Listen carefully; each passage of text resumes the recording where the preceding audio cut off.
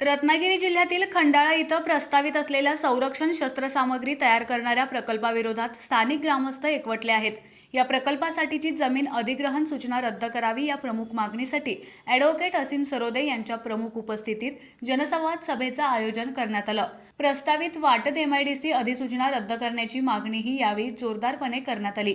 या सभेमध्ये बोलताना ॲडव्होकेट असीम सरोदे यांनी कोकणातील नैसर्गिक साधनसंपत्तीचं महत्त्व अधोरेखित केलं. ते म्हणाले, कोकणात जे उत्पन्न होतं ते इतर ठिकाणी होऊ शकत नाही.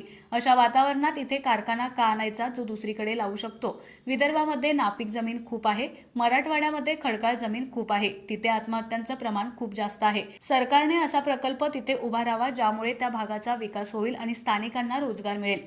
यावेळी ग्रामस्थांनी मोठ्या संख्येनं उपस्थित राहून प्रकल्पाला विरोध दर्शवला.